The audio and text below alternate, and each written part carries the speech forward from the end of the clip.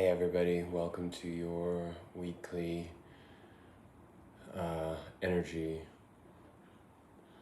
assessment, reading, exploration. I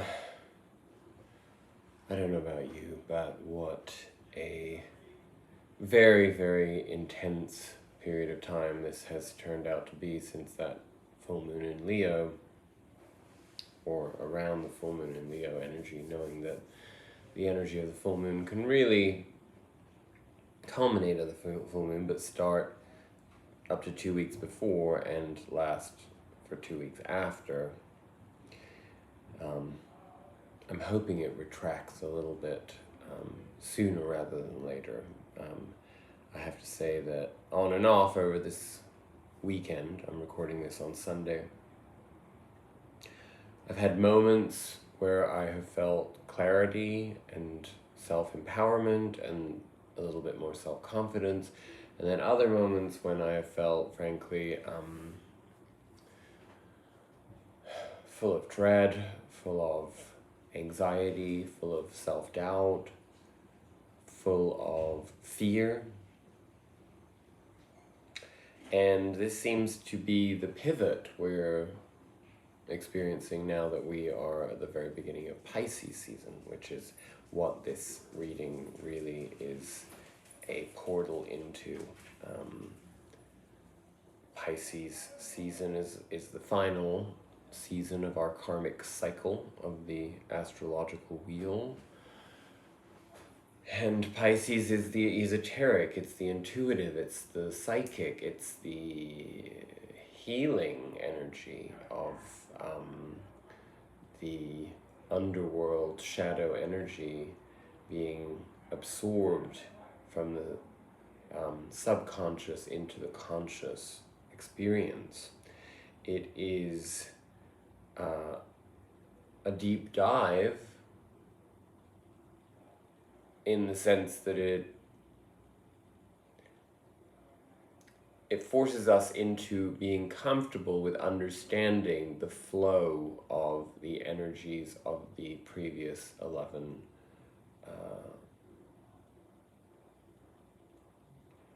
zodiac influences and essentially the previous 11 months.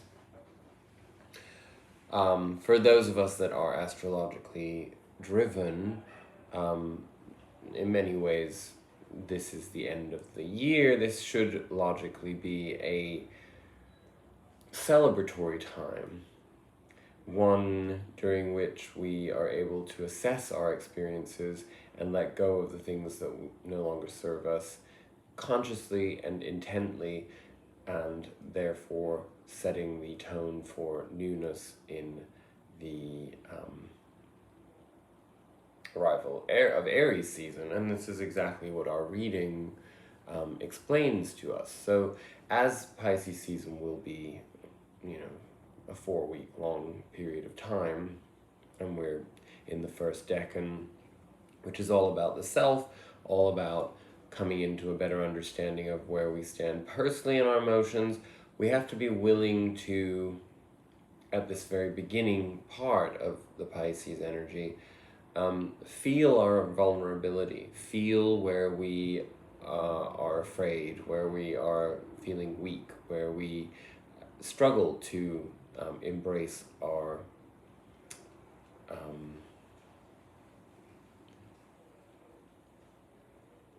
flawed emotional processes.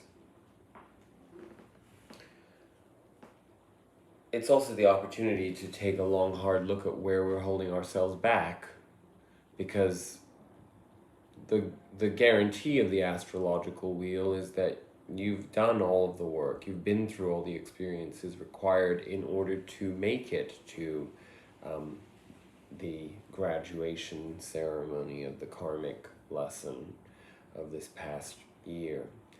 And obviously we'll continue exploring this through different energies in the upcoming weeks before we get to Aries season.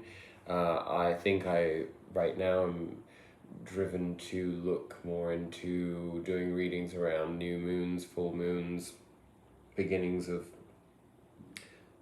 zodiac seasons per sign. I want to approach things a little differently than the weekly approach, even though essentially the content will probably end up being weekly. But just because I think that having weekly readings tends to limit the scope of what we're tapping into, and very often I find that we're tapping into much broader, more important directive energies that are going to affect us for weeks, months, even years, possibly, depending on the cycle and the orbit of the planet in question, right? So anyway, that's just something to think about, just to give you a little precursory understanding of where we're headed together on this journey, should you continue to be a part of it with me. So I'm going to talk a little bit about my own experiences, because I feel that it's the best way to convey what this experience of time and space in recent memory has been all about. You know, Pluto, Uranus, and Saturn have really been having quite the field day with us in recent months. And at the moment, they're in full swing. All of that Capricornian energy, the Venus retrograde, squaring of Saturn and Uranus, and it's just there's been so much intense, difficult, challenging energy to deal with, and much of it is an inner process. Much of it is about restriction and expansion in equal measure, the requirement being that we have an awareness of restriction in order to expand, and vice versa. We would all like to live an idealistic existence with our heads probably firmly buried in the sand, pretending that everything's hunky-dory and smooth sailing and fine, but the reality is there's no given moment when things are like that, once we have lost our innocence, because even when we harken back to times when we think that we have the illusion of being more carefree in our lives, it was either out of naivety, lack of exposure, lack of self-awareness, or denial, or simply that somebody else was carrying the burden for us. For the vast majority of us, that's no longer the case, obviously, and it can be very disconcerting to find yourself confronted with these types of inner changes that come from turmoil and upheaval, because we are alone to face these things. We are, in a more and more connected world. It's clearer and clearer that we find ourselves in exaggeration of aloneness more often than not. And there's a great beauty in that, if we can harness it. But it isn't always obvious how that can happen. And again, I think this reading is in total exploration of that process, because there is a lot of healing here. And healing starts with one fundamental foundation or anchor, which is where we'll start our reading this week. The Sacred Power reading cards gave us the Truth card. And right now, truth is something that and I'm not talking in the big picture, I'm not talking about the ridiculousness of corporatized media and that sort of issue around the prevalence of truth or the misrepresentation of truth. I'm talking about something far more precious, which is our truth and how we honor that truth, and whether or not we respect that truth, and understanding that our truth can be true to us and we can still not necessarily express it to others, because it's very difficult to express truth with all of the sensitivities that we have to navigate, whether that be political or as a result of wokeism or as a result of, the number of the epidemic of narcissism in our society that makes it impossible to potentially incur the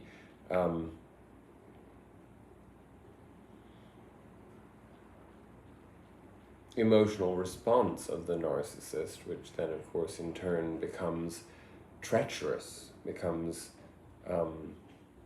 malignant, pernicious, dangerous. So let's read the truth card to see how we can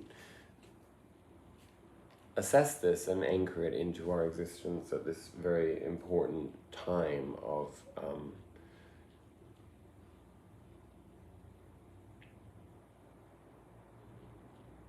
ego reassessment. Truth, disarm your ego, face your fears.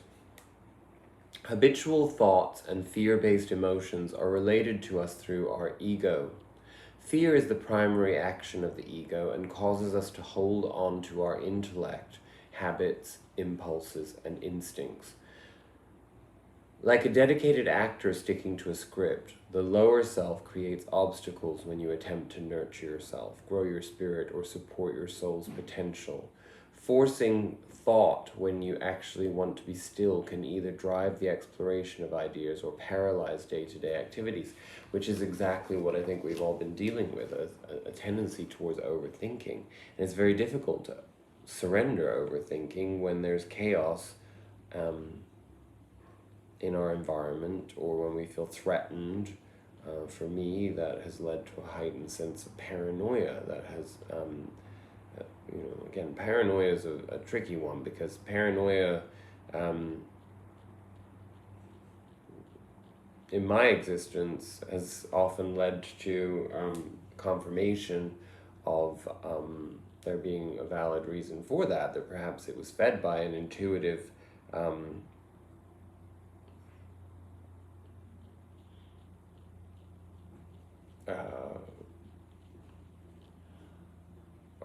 awakening towards something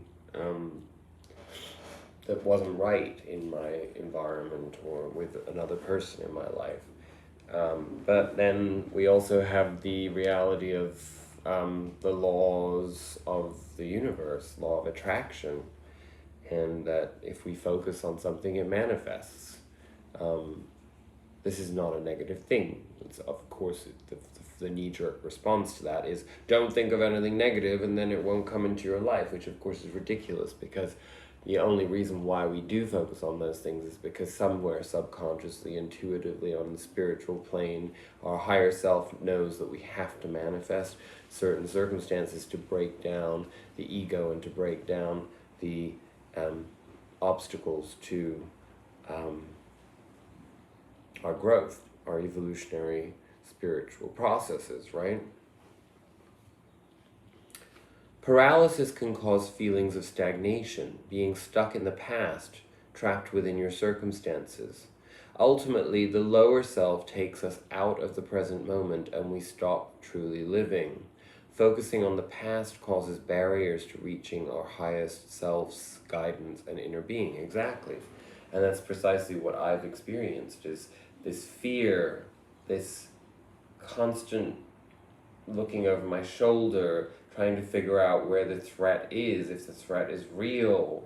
And and what the value of the threat is. I mean, that's the most difficult part, when you are overthinking and you become overwrought with anxiety, angst, um, uh, self-doubt, once again, crumbling self-esteem subsequently. You cannot see the value of yourself because all of your focus is placed outside of yourself. And today, through conversation,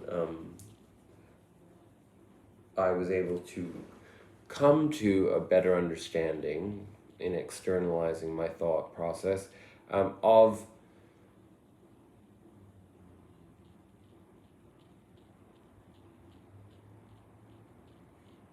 just how much I myself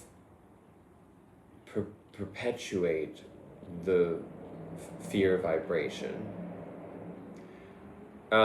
through fear of, a very Four of Pentacles energy. I think that this whole last week was a major Four of Pentacles energy for all of us, where it's like, what am I holding onto for fear of losing, but at the same time blocking myself from the potentiality of bringing anything else into my life that will ultimately be better. Holding on to what we have is inevitably a way of stunting and limiting ourselves, and then we're going to spend an awful lot of time overthinking our processes, thinking of how to defend our the things that we feel are what we amount to. And when you have low self-esteem as a result of, and a lack of self-confidence because you're in fear of somebody else taking control of your life or doing something duplicitous, or, I'm in a highly volatile environment in some parts of my life where there is the potential for chaos, treachery, backstabbing, opportunism is rampant, and fundamentally, as a result of fear and poverty consciousness, a complete disrespect for self and others. It's pernicious. It really is a prevailing element of the culture in which I find myself in certain parts of my life. And I have to constantly remind myself, aside from the fact that I probably need to figure out alternative pathways forward, because of the amount of toxicity that has resulted in my personal space, that I also have needed to address how to not lose sight of my own truth, how not to trip myself up into, because in this environment that I'm speaking of, sometimes I don't even remember what the truth is. Sometimes I don't even know what is up and what is down. Sometimes I feel so discombobulated and politically manipulated that I honestly feel like I'm losing my mind, and then I bring that into my personal space where I isolate myself and fall into escapism rather than just saying no. I'm respecting my own sovereignty and my own worth and being like, you know what, if this is how people need to be, then I'm absorbing other people's insecurities and I am allowing this to happen. Not making a change is ultimately a choice within itself. Whatever we have in our life, we are accepting it as it is. And only we can change that, right? It's common for people to assume that the ego is an all negative and bad persona that we should lock up and never let out. In fact, the ego can push people to take risks, be adventurous and entrepreneurial. So, who are you? And that is a big question right now. Who are you? And I had this conversation earlier today. I can't answer that right now in my life because as we have transcended certain restrictions from in our spiritual knowledge and evolutionary process, there's basic things within the time-space continuum that we can easily define ourselves as I was saying earlier. I'm Alex, I'm a Leo, I am Taurus rising, I have a moon in Pisces, I do blah blah blah for work, I live in such and such a place, I am single, I have a cat named Enzo, and I could go on and on. But is that who I am? Or, those are aspects of my life. But that's not who I am, right? Everything that we put into words in an attempt to define ourselves becomes a restriction. And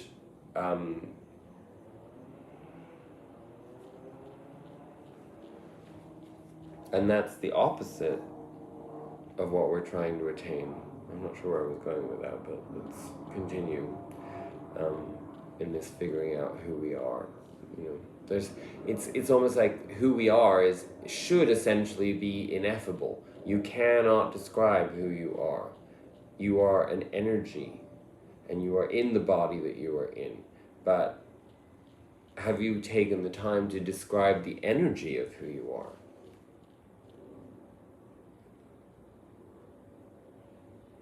I mean, you may occasionally have those thoughts, but it seems important to me at this time in Pisces season to know what your energy is.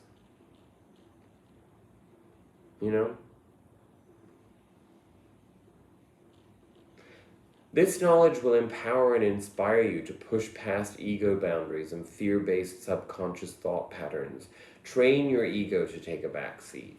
Right now, you need to disarm your ego. Focus on the now and what you can physically achieve in the moment. Push past the fear and face it head on. Feel the fear and do it anyway. The ego mask is a mental shield that is neither a good nor bad aspect of you.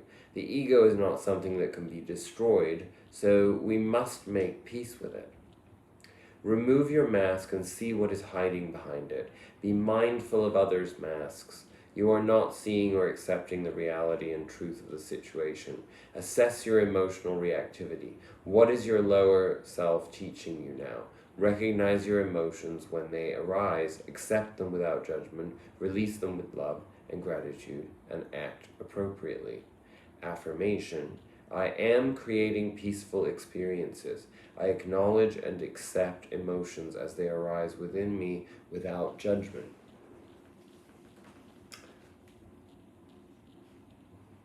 Which is authenticity, which we talked a lot about last week. And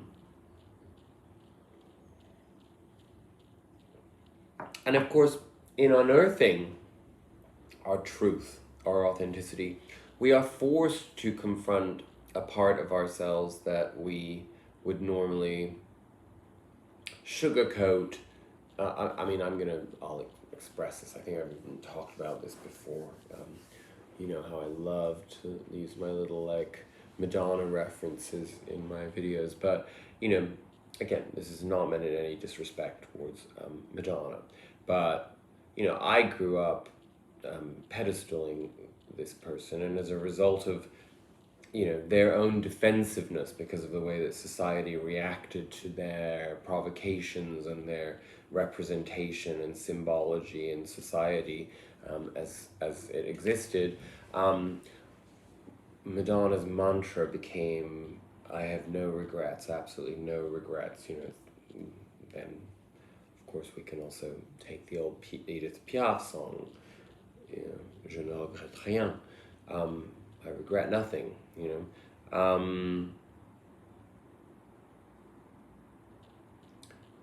This is a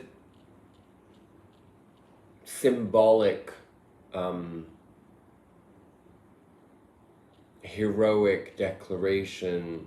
It's a declaration, it's a manifestation, it's a directive of self-protection, of that is not authentic, in the sense that it is only meant in a symbolic way. It is not meant in a truthful human way, because no one who is healthy has no regrets. Regret is essential to the evolutionary process of acknowledging where we have been wrong in our lives, and hopefully we're constantly discovering where we've been wrong in our lives, because we're evolving more and more towards where we can be right in truth, right? So the energy of what we are moving out of and leaving behind and working through right now is regret. I know that I cannot change the past, but, and let's discover the but, because I'm sure there must be a but in this card, and if not, we'll discuss it ourselves. The soul doesn't know time. Time is a construct of the physical dimension. To your soul, there is only one big now. Think of the past as the now that has already been created, and the future as the now that has yet to be created. You don't have the power to uncreate the past, so let that go.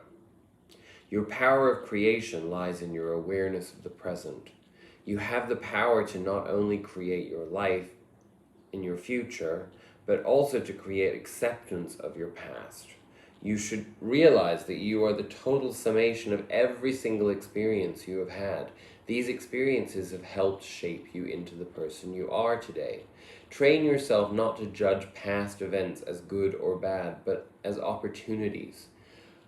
What have you learned from the past that will help enrich your future? Focusing on the past and letting it dictate the direction of your future is taking your power away from yourself. You are the creator. You hold the power. Reflect on the lessons of the past and use your current power to create your bright future. So, I think that's pretty self-explanatory within itself, because that's what we are shedding, is what we have regrets about. We're learning to move beyond the volatility, the emotional triggering of our regret, into a place of acceptance, which is what truth is, right? And in turn, we move into healing chaos in this particular instance. And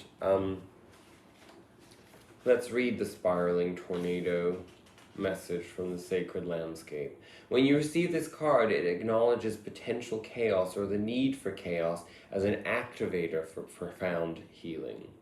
If you're experiencing that. I mean, I certainly have been, so I imagine you are in some shape or form in your life too. If your life has seemed chaotic, know that it has been underlying energy of healing that has fed it. You are being healed on all levels. You are a healer. Alternatively, if your life is calm to the point of being stagnant, this card suggests that it might be time to create a bit of chaos in your life. It will activate healing. Do the unexpected and mix life up a bit. Isn't that true for all of us, that we've just become a little bit too comfortably safe? Everything about our culture is now geared towards trying to guarantee safety, and there's no value to that as a human being. That is not what we're here to experience. We're not here to have a limited, safe, secure experience, no matter what our society tries to trick us into believing. There is no purpose to that. The idea is not to live as long as you possibly can so that you can have no experiences of life, but at least you lived a long life, no. What experiences are you not having? What experiences am I not having? So many. What do we live in avoidance of? Intimacy, connection, for fear of rejection or abandonment. We live in fear of creating, for fear that it may be a failure or not received well by others, or that we might be forced to confront truths within ourselves through the creative process, through interacting with others, that we don't want to face, that we've harnessed ourselves in this sort of self-effacing, comfortable zone of denial and placating ourselves so as never to rock the boat, upset the status quo, and evolve beyond these types of restrictions, which then keeps us in the same karmic loop over and over again. And I'm sure you can see that in your life. I can certainly see it in my life, how I just perpetuate these same things. You know, even the toxicity that I talked about earlier in my life. I mean, this is not the first time I found myself in this. I mean, it was definitely in a less wonky, wacky, exaggerated manifestation than the one that I actually face today. And it felt dangerous then, too, even though it's much more dangerous now. But that danger is just a perception. And I am free to walk away from it at any moment, as are you. Not acting is a choice.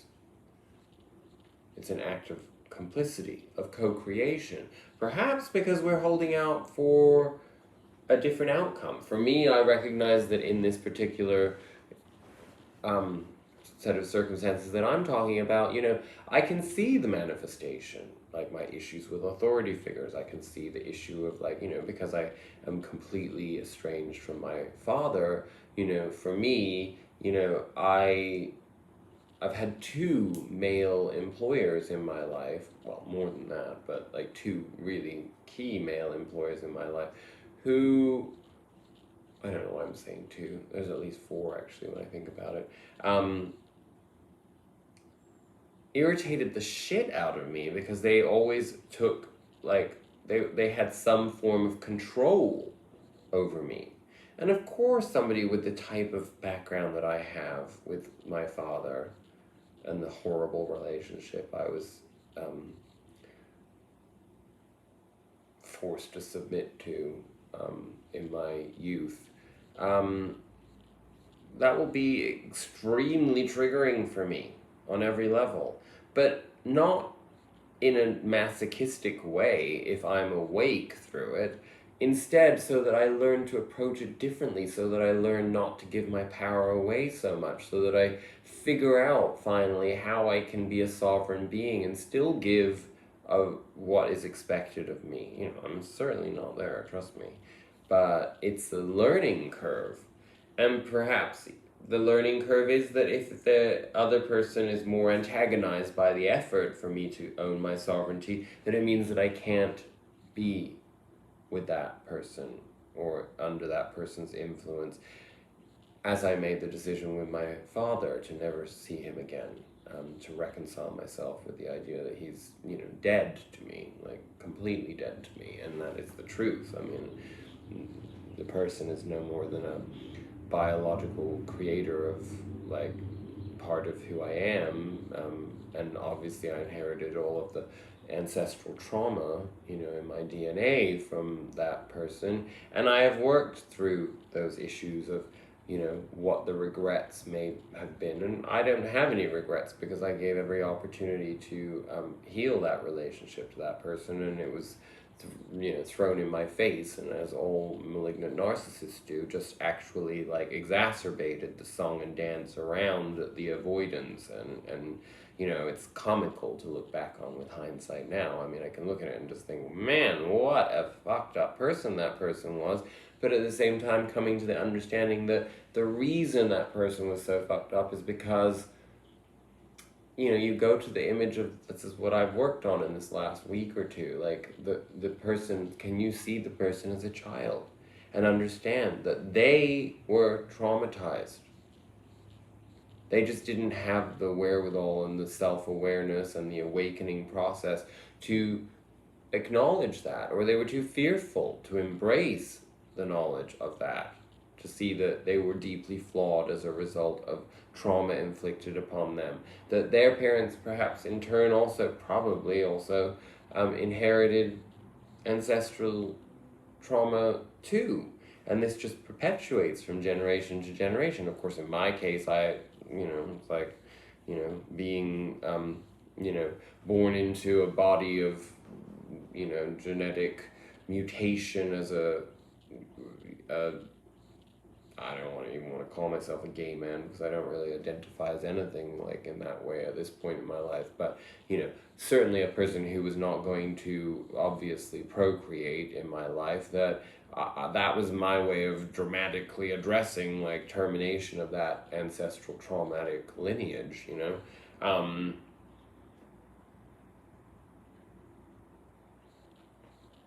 But I know I digressed a lot there, but I was talking about healing chaos and regret and the truth, combining all of those things together. Because until we acknowledge and recognize what this karmic cycle is and how it perpetuates itself, how it manifests itself over and over again, the result is not avoidance. The result is acknowledgement and learning how to thrive in spite of, right? To thrive in inclusion of. Of course, until we recognize, sometimes in some circumstances that there just isn't a way forward in that energy because it's just too toxic and it's actually going to stop us from moving forward. So,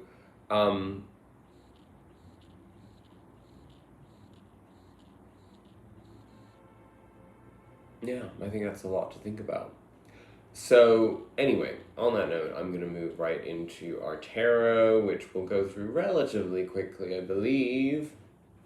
Our underlying energy, and this energy did come out on its side very clearly. So we are at the very beginning of the turning of the wheel of fortune.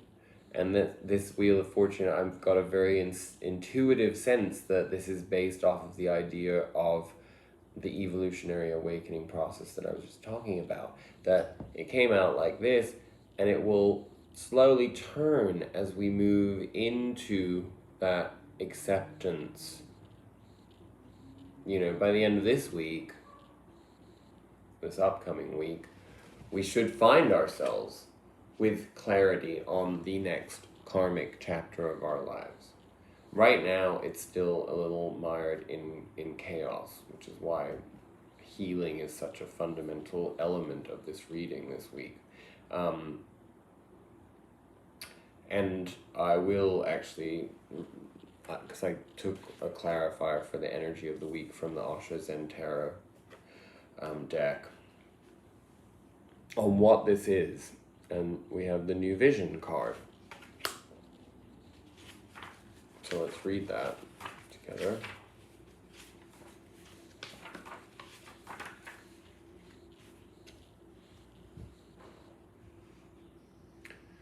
The figure on this card is being born anew, emerging from his earthbound roots and growing wings to fly into the unbounded. The geometric shapes around the body of the figure show the many dimensions of life simultaneously available to him. The square represents the physical, the manifest, the known. The circle represents the unmanifest, the spirit, pure space.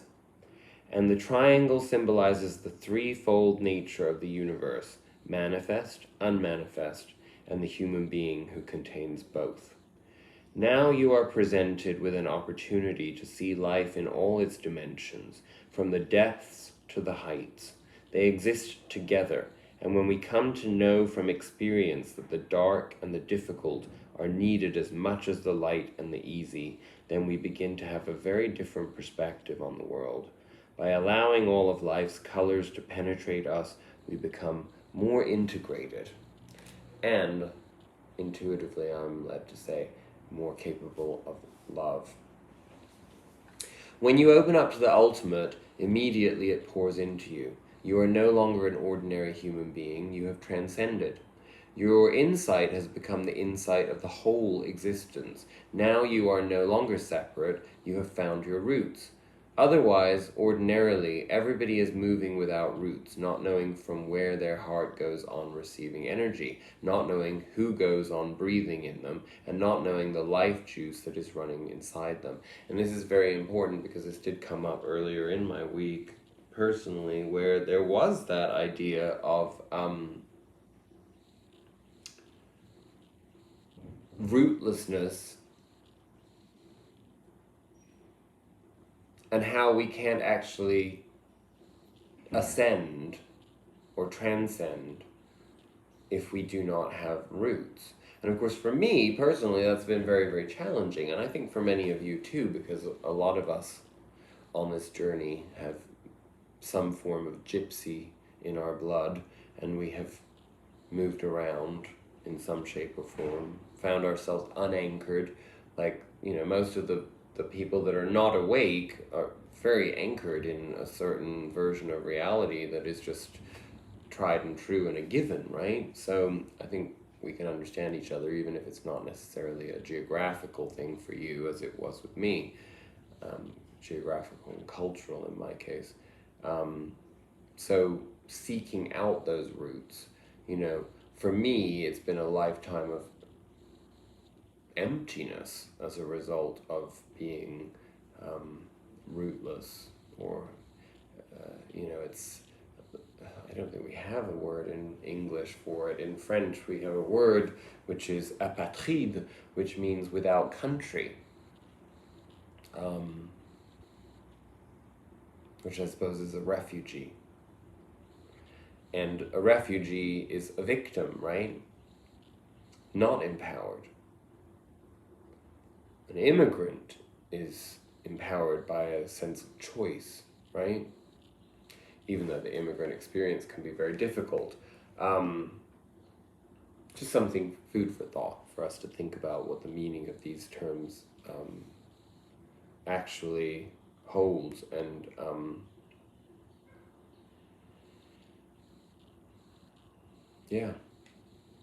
it is not the body, it is not the mind, it is something transcendental to all duality that is called Bhagavat, the Bhagavat in the 10 directions. Your inner being, when it opens, first experiences 2 directions, the height and the depth. And then slowly, as this becomes your established situation, you start looking around, spreading into all other 8 directions. And once you have attained to the point where your height and your depth meet, then you can look around to the very circumference of the universe. Then your consciousness starts unfolding in all 10 directions, but the road has been won. I mean, that's like deeply metaphysical, and right now I'm not personally capable of even beginning to understand what all those directions might be, but something for us to sit with, right? In contemplation and meditation. I mean, you may be further along and have a better understanding of that in your life than I do. Okay, so that's what we're facing. That is the essence of the challenge of these times, of this Pisces season, right? And I think that's a beautiful one. I think that Wheel of Fortune is going to turn into the upright position from the horizontal position as we integrate depth and height, if that makes sense, right? What do we have? The energy we're coming out of at our core. We have the Four of Swords, period of healing, chaos, spiritual healing, even a form of sickness. I see anxiety as a sickness. This is what we're healing. This is what we're coming out of. We have been healing. You know, it's like the same as in homeopathy, right? You have to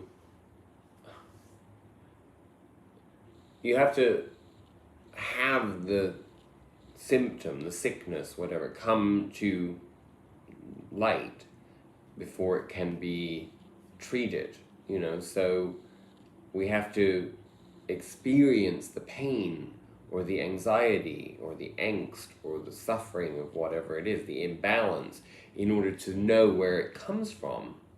And then in turn, through the other card of our past, which is temperance, you know, imagine that you're like basically tempering the energy back and forth, not in a Two of Pentacles way, which is the sort of minor arcana version of the temperance card, the juggling, but the juggler in the Two of Pentacles doesn't have any serenity to that process, because the waving waters are basically wavering, should I say, causing chaos and tumult within the subconscious mind. Whereas here, the temperance process, I'll show you the Botticelli representation. This is a very calm process, right? This is a process of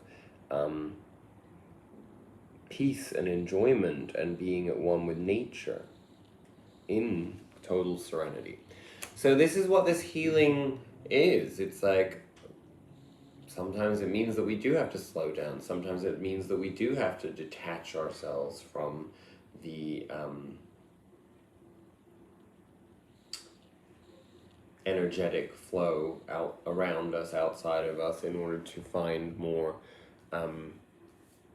truthfulness and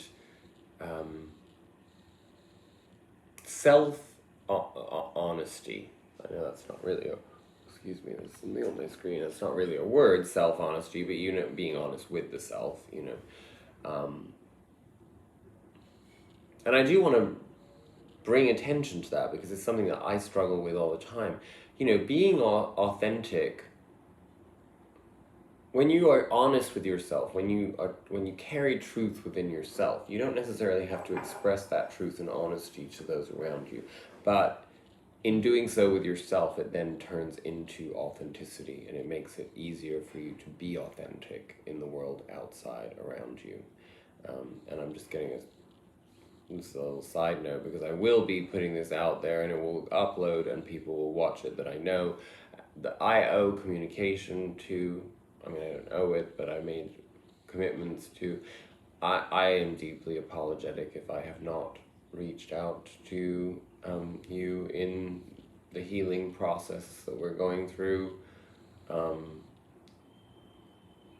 together, independently, or whatever it is. I'm thinking of 3 people who will probably watch this where that is relevant right now, and I have to honestly say that it's because I'm at the very beginning of this process right now, and I am, as you heard from me, very consumed by processing my place within the chaos and turmoil in my environment that I need to heal. And so I can't really express myself authentically when I'm so consumed by those things, and I'd rather communicate when I'm fully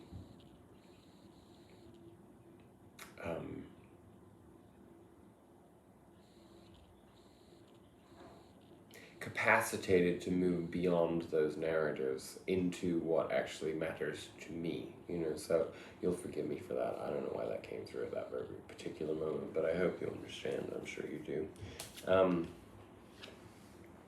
It was clarified by the Ace of Pentacles. So again, the Ace of Pentacles, this is like really like about, what is this temperance process? What is this healing process? What comes as a result of it? What has come to us as a result of it? And of course, the Ace of Pentacles is very much an opportunity in the material realm. But in this case, can we understand this as the Wheel of Fortune? It's the universe offering us a new opportunity as that wheel turns to experience life in a different way in the material realm, in the 3D realm. This is not necessarily, you know, I mean, it could be something tangible offered to you, a job offer, a relationship offer, or some form of, a gift materially, money that was given to you, whatever it may be. What does it mean, whatever that is to you?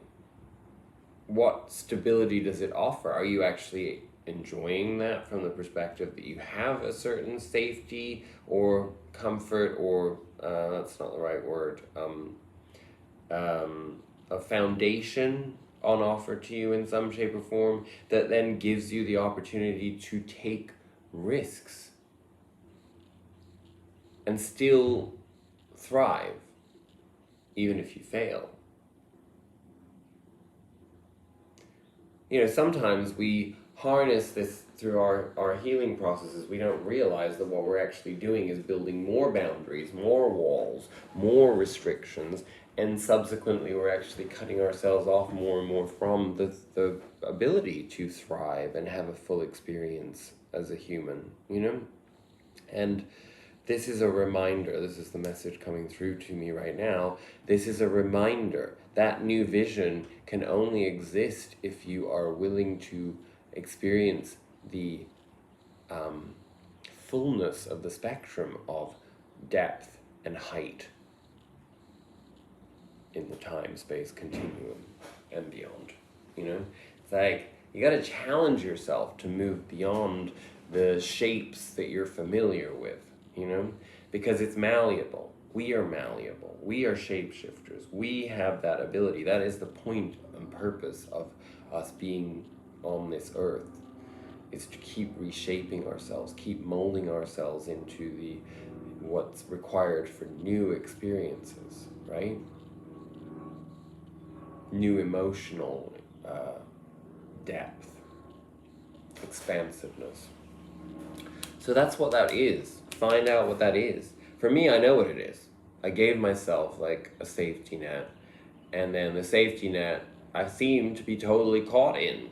I haven't allowed it to offer me any freedom. Because then I just became fearful of losing my safety net.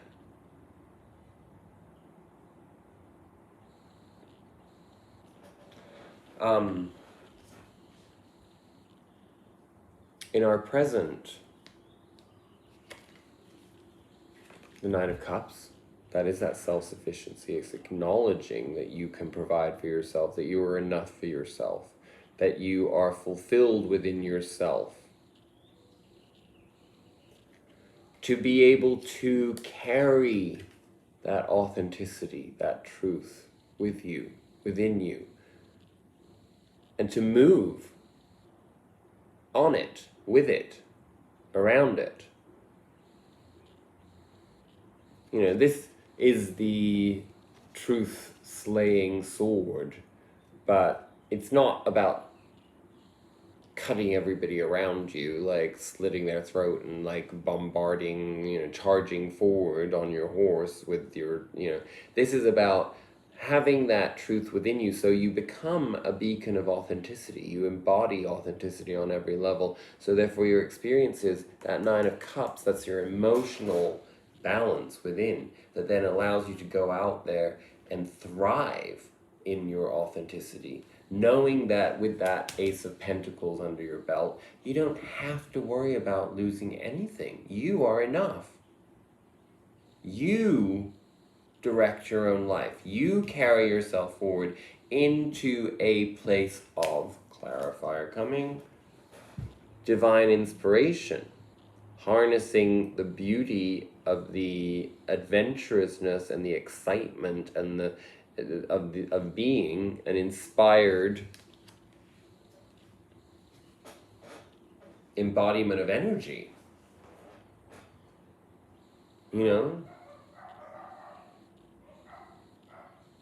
What drives you? This is, yes, it is leonine. It is male energy.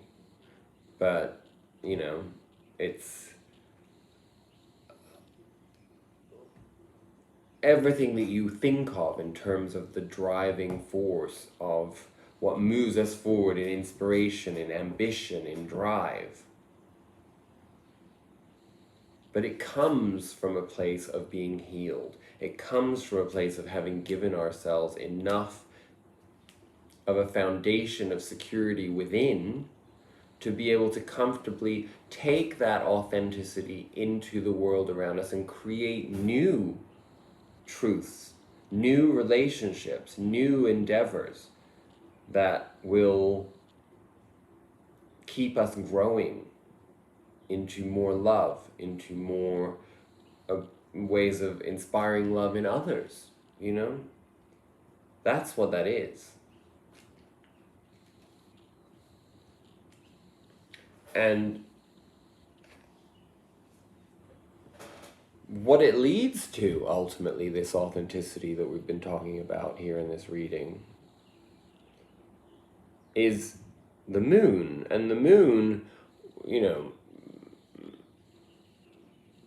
this is a more interesting representation of the moon in the Botticelli card than the traditional Rider-Waite that we look at with the wolf and the dog howling at the moon, and, you know, the space between lunacy and being tamed into submission, and which path we choose as we move through the tower. That here you have, you know, an emergence from the subconscious mind. It's an intuitive empowerment. This is a magical representation of intuition. This is being able to assess from above. You know, when we're assessing from above, that is being divinely intuitive in our life, anchoring ourselves in our authenticity, knowing that we have, you know, you have this physical foundation of security that allows you to move into an inspired place in your life, and therefore trusting your intuition as you move forward, not being swayed by other people's moods, perspectives, perceptions, motives. Of course, those are always going to exist, especially if you're in any kind of a rapport, a hierarchical rapport, you know, like a boss to your submissive employee, or you would have to apply that to the relationships in your life and what the power dynamics are in those relationships. But, you know, fundamentally, this is what this comes down to, is like when you have, I'm going to be really vulgar, you know, this is a foundation at the center of our reading. This is the boner card. So it's basically like, you know, if you're like carrying a big old boner like in your life, you know, that's because you're like looking for somebody to fuck, to create with, you know. I mean, sexual energy, I mean, can end in pregnancy, I suppose, you know, or end up in pregnancy. But, you know, that's the idea. Pregnancy is just, it's a pregnant moment. It's a fertile opportunity. It's like something growing, you know, from the inspiration, from the seed, you know. So that's what that is like coming into that, like trusting your intuition all over again, coming back into an empowerment from your intuition. This is all totally Piscean. So now I understand the purpose of the Pisces season is to go from the healing process to the embodiment of the power of our intuition, our divine psychic beings that we are. And it was clarified by, on the left, letting go of regret. That's what this represents. Again, it comes up as a final reminder that we move out of regret, because regret hinders intuition and our psychic abilities. And our instinct, even, if you want to go more primal, you know?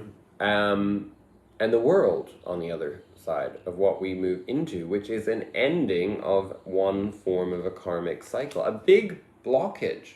Like, you know, again, it makes sense. If we've gone through these 12 archetypes of the zodiac, and we're, you know, in that 12th one, the 12th house is, you know, the unknown, the unknowable, the taboo, the things that make us uncomfortable because we don't know how to explore them because they're from other realms, you know. That's what that is. And having that ending card there, you know, this regret, this like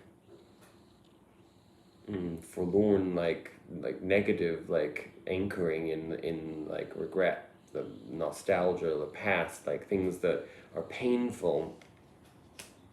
That's not all that is, but it's like, it is the trauma in a lot of ways, Um, there's a sense that in embracing our intuitive path, our intuitive powers, finding intuitive clarity, that we naturally move into world energy. And again, the world energy, yes, I mean, we have to move to the Fool card after that. But, to start that new journey, to take that leap of faith.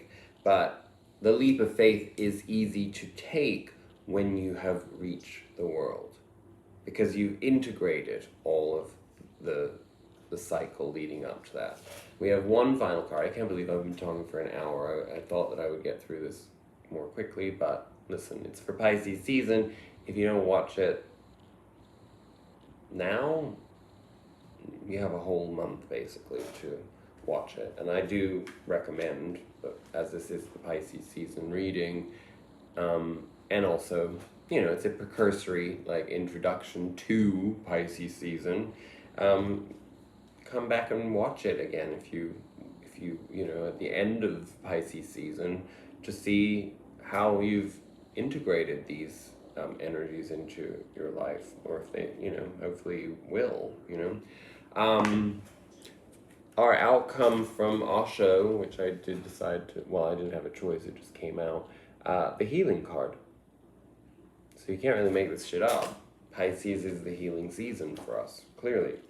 And God knows I have plenty of antecedents where I can say that Pisces season was very intense, intensely moody, dark for me on many occasions. I don't feel that way anymore about that, and seeing as this is the King of Cups card, I mean, in many ways, it would be a misinterpretation to not see the beauty of the emotional growth and fulfillment that will come as a result of this journey. It is a time when the deeply buried wounds of the past are coming to the surface, ready and available to be healed. The figure in this card is naked, vulnerable, open to the loving touch of existence. The aura around his body is full of light, and the quality of relaxation, caring, and love that surrounds him is dissolving his struggle and suffering. Lotuses of light appear on his physical body and around the subtle energy bodies that healers say surround each of us.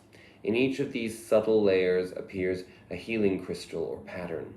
When we are under the healing influence of the King of Water, we are no longer hiding from ourselves or others. In this attitude of openness and acceptance, we can be healed and help others also to be healthy and whole. So that is essentially the authenticity narrative that we've talked about, right? No, you carry your wound. With the ego, your whole being is a wound.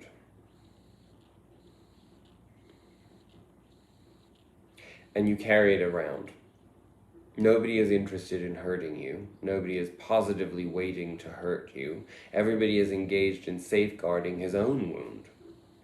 Who has got the energy? But still it happens because you're so ready to be wounded, so ready, just waiting on the brink for anything. That is very much how I have been feeling. You cannot touch a man of Tao. Why? Because there is no one to be touched. There is no wound. He is healthy, healed, and whole. This word whole, W-H-O-L-E, is beautiful. The word heal comes from the whole, and the word holy also comes from the whole. He is whole, healed, holy. Be aware of your wound. Don't help it to grow. Let it be healed. And it will be healed only when you move to the roots. The less the head, the more the wound will heal. With no head, there is no wound. Live a headless life. Move as a total being and accept things. Just for 24 hours, try it. Total acceptance whatsoever happens. Someone insults you, accept it, don't react, and see what happens. Suddenly you will feel an energy flowing in you that you have not felt before. And I felt that trial throughout this recent period of time. You know, when my mind starts going and I start getting angry and provoked and frustrated and I want to act out and I want to fight back and I want to state my truth and, you know,